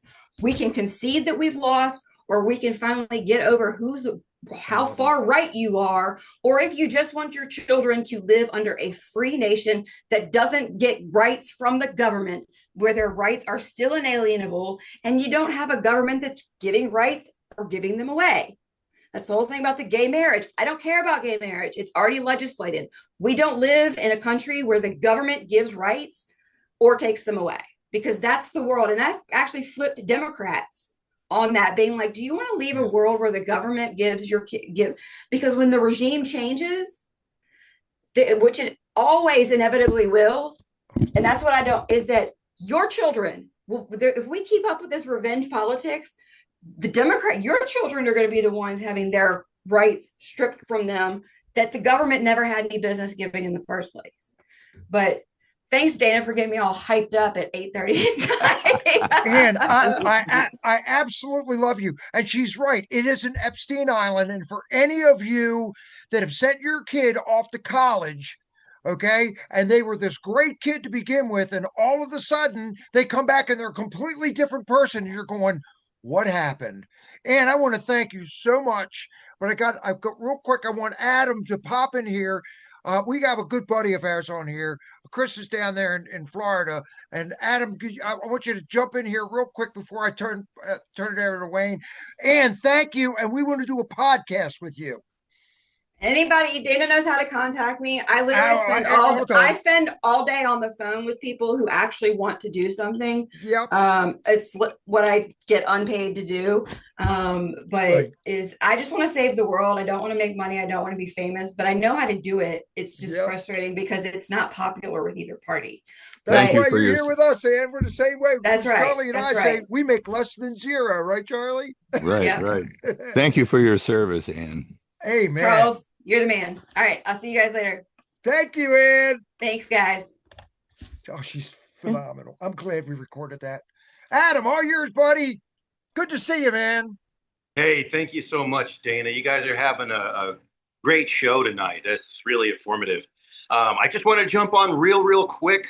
So Chris Worrell and I got a project coming up There's a lot of things going on in J6, and a lot of roads lead back to J6. It's one of the nerve centers and these things that are talking about right now. But the reason this matters is because our good buddy Bart Shively was denied cancer treatment in prison, and he's died since then. And Chris got the same treatment. He was also denied cancer treatment in prison. And you're seeing a lot of discrimination still because they don't want these people to come forward and be political candidates. There is a lot of antics from people in the movement who may or may not be doing that on purpose to make everyone look bad, to damage that political capital and expediency. And we got a project coming up where we're going to go downtown. We're going to do some filming, and we would love to talk about it next week, some of these things that are going on. Thank you so much, Dana. Excellent. Adam, thank you. And I'll talk to you this week. Charlie and I are just getting ramped up, brother. We're Wonderful. getting there. He's been excellent. Thank you, Adam. Awesome. All right, we're gonna let my brother Wayne kind of take us out here tonight so that we're stay on time and we're off of here by 9 o'clock so Barbara doesn't have to edit everything. But brother Wayne and I, we catch up with each other pretty much every other week. We have breakfast. We talk about all kinds of stuff from Epstein to you name it. Okay, and the biggest situation that we see is we have gotten so far away from Yeshua, our God. So I'm just going to, Wayne, take it from here, my friend, because we've been talking a lot about this. There's some good stuff coming up, and Wayne's going to explain it. All yours, brother. Yeah, thank you, Brother Dana, and everybody who's on board tonight. It really is a privilege to be gathered together. And I think one of the important things that happens with either meeting electronically or meeting in person is we're developing relationships. And we're also getting to know one another and what are your strong suits? What are your weaknesses? And through the time element involved in the working together, we'll see where each one of us is gifted. And all of us are really ministers. Minister simply means a way of serving. And so you should know where you are called. And if you don't, I would suggest that you pray about it and allow him to reveal it to you, and then get in that lane and function to the best of your ability. Okay, so tonight's topic is restoring our spiritual heritage. This is just a little smidget of what can be done. I'll give it from my perspective. And of course, I'm coming from perhaps a different background than some of you. Just a brief testimony. I was raised Roman Catholic for 20 some years. I got into the charismatic movement and then ventured into Protestantism. And where my pilgrimage faith right now, I'm exploring the roots of my faith from a Hebrew perspective and specifically in the ancient languages. But tonight I want to just touch upon some spiritual things that are going on. I don't know if you've heard that Secretary Pete Hegseth has ordered the military services to disband their chaplain or revisit their chaplain programs. They found out that the Army's chaplaincy program, their spiritual guide, I think it had 2 or 3 references to God. The rest all dealt with dealing with basically wokeism, or one's emotions and so forth. So he's basically told the services to scrap it, which I think is a good idea. The sad part is I also know of their JAG officers who are not giving up their conviction of holding on to DEI and some of that, and they're just waiting for the next administration to come around to reenact again the things that they had in before Trump and his administration started to clean up shop. For those of you who don't know, there was a prayer breakfast that was held last Thursday, and President Trump did announce that May 17th, he will be dedicating our country back to God. And I don't know much about it other than that he is inviting people to come to Washington. And so I would imagine there's going to be more. I'm sure there's going to be more coming down the pike. There could be a mass invitation for any and all to come on that day. As I checked the history of May 17th, lots of things happened. It was either back in, I think, 1776, I believe, Congress did enact a day of prayer and fasting. They actually called it on March, but General Washington, he put out an order. It was around the 16th or the 17th. You'll see both dates of the month of May for a special time of prayer and fasting. So that's on your calendar. If you want to mark that down and you're inspired to go to DC, so be it. For tonight, the brief moments that I have with all of you, in lieu of restoring our spiritual heritage, I'm into restoring the Ten Commandments. And I know that's an uphill fight.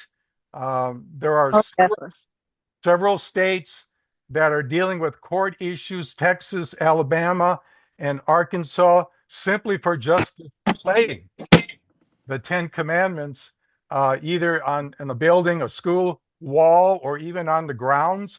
There was one at Fort Worth, Texas. They recently unveiled a monument of the Ten Commandments. I was surprised about that it wasn't challenged, but it's still mixed up in the court. And unfortunately, because we've got this misnomer of separation of church and state being in the Constitution, which it is not, most of the country, and I would say judges, are adhering to that as a standard. And perhaps the only way we're going to make things right is to have that done in the Constitutional Convention, or perhaps it might meet a new government where we put the Decalogue, which is what the Ten Commandments are, back in its rightful place. Some years back, I was at my chiropractor's office, and I was laying on the bench waiting for him to administer his profession, putting my back in order. And I noticed he had a copy of the Ten Commandments on the wall. And that intrigued me, because here was a man who had a business, and yet he was not ashamed to express his faith. So I asked him, I said, tell me about that. Where did you get it? And he said to me that there was a minister in Kentucky, and I don't remember the ministry or his name, but he said, all you guys are bitching about the government taking out the Ten Commandments in schools and in public buildings and so forth. He said, how many of you parents have it hanging in your home? And I looked at him and I said, well, I don't have it hanging in my home. So he went out and got in his closet, one rolled up, he gave it to me. So he must have had a stack of them. And what I did, I framed it, I hung it in my dining room, the Ten Commandments. And I realized my wife and I, we had never taught our children, and they were in middle school, elementary, and so forth, being raised a Catholic.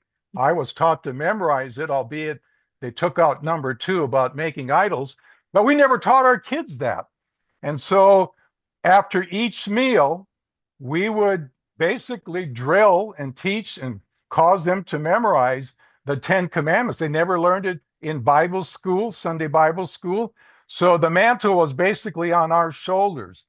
And so I believe that the Ten Commandments, if we just get back to that, and it's an uphill fight, I understand about what Ann shared in the schools right now, and even in government buildings, there are some rays of light. A Texas case recently was awarded. They could put it out on the grounds because there are all sorts of other historical monuments on the grounds that one more, including the Ten Commandments, they believed wouldn't hurt anybody. But most of the court rulings, it's a big fight with the ACLU, and the courts are pretty much going on precedent that they are not to support any type of things that look like faith or religion.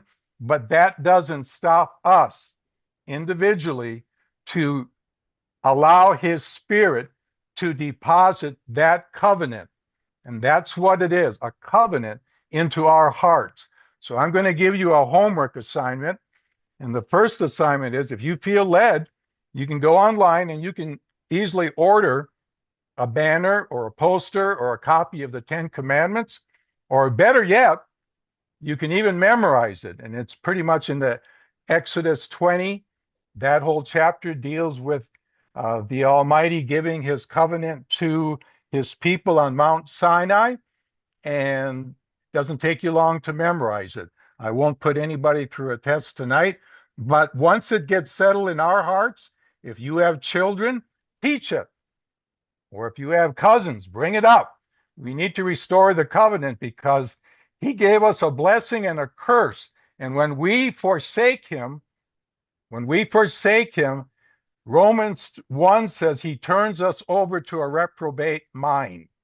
So we don't want that to happen. It basically means a mind that is not healthy, or an insane mind. And that's why we're seeing legislators pass these insane bills. So I want to go to another slide here to show you. So this, by the way, this here 10 Commandments are 250-pound granite tablets in my living room.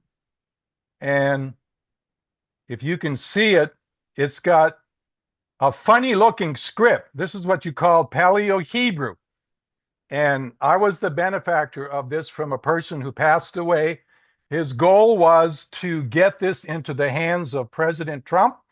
And that's my goal right now. There's some talk amongst myself and some other brothers that we're praying for open doors to present this in his hands, if his heart opens up to it, to receive it, to get it into his hands, and he may put it in the Oval Office.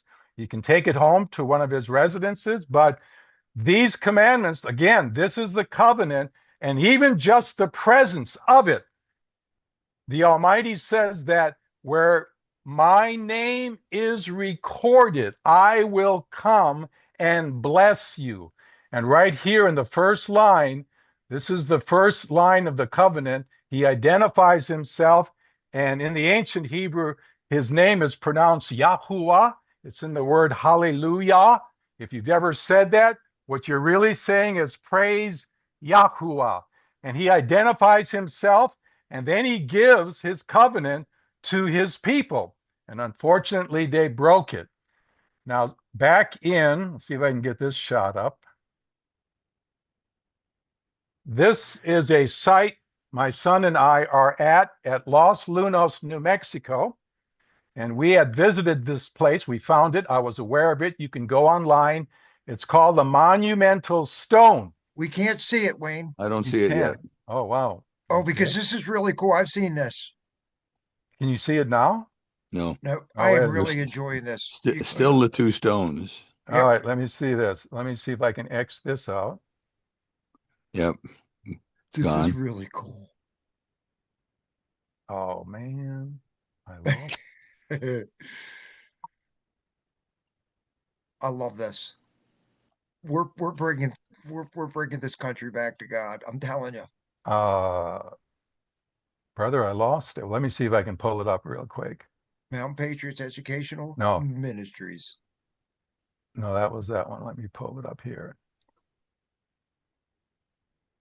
Now you see what we get a chance to do. Now, do you see it now? Not yet. All right, let me do something here. Don't feel bad. All right, be patient. Be patient here. We'll do this. This is so cool. Okay.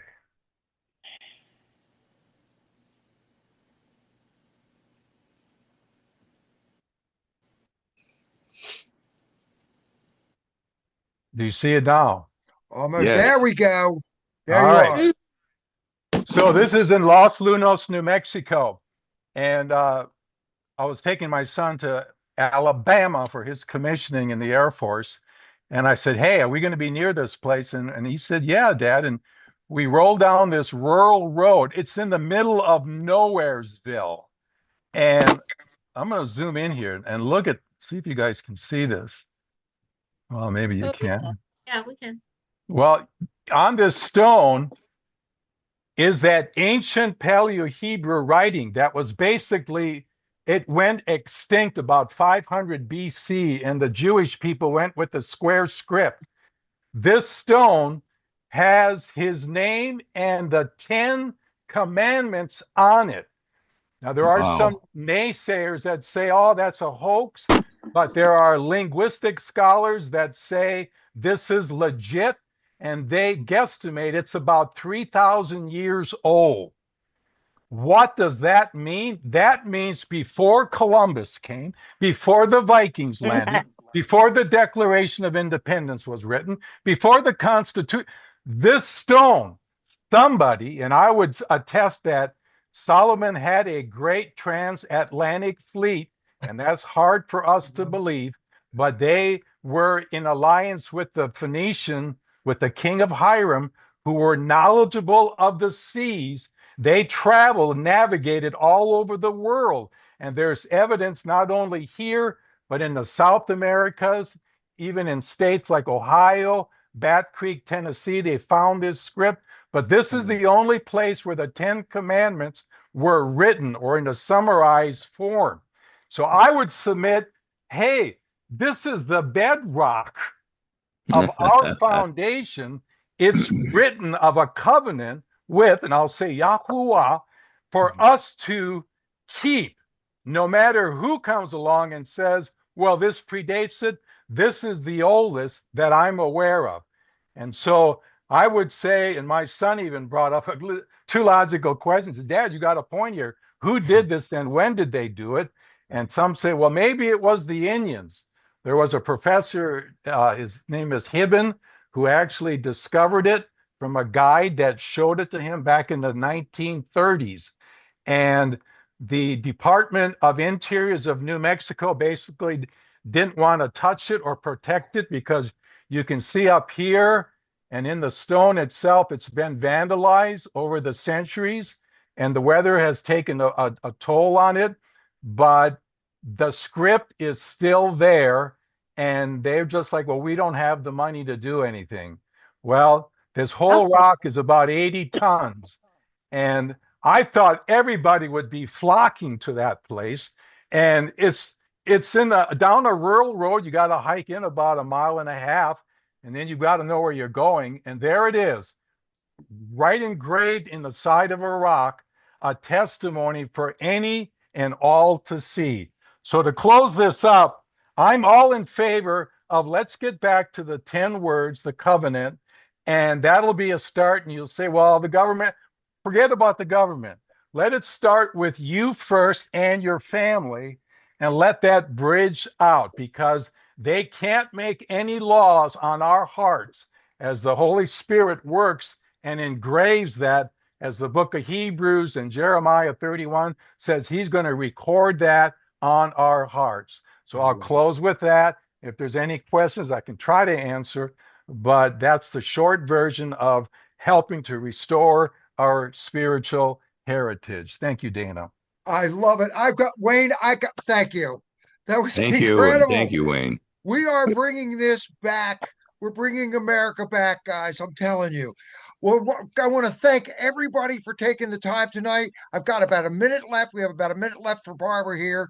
And I want to take us all out tonight. First off, I want to thank everybody for being here. We're going to take you out with the Mountain Patriots prayer. So if you'll take a second with me and pray with me. Dear Lord, thank you for this beautiful world and the country that you've given us and the patriots who are willing to care for it. Thank you for inspiring our founders to create this beautiful republic and to help us to keep it as the inspiring place to live. Please give us the wisdom to do the right things, the common sense to judge wisely, the energy to never give up, and your unending grace in which we take comfort. In your name we pray. Amen. Amen. Folks, I want to thank everybody. I will make sure that this gets out to everybody as well. I'm going to close this down. I want to say again, thank you very much. Jump on to MTN Pats, Mountain Patriots. Take a look at what we got. And until next week, what do we say, Charlie? This one is? In the book. In the book. Have a great night, everybody. Thank you. God bless. Bless. Bye. Thank you. Bye. Thank you.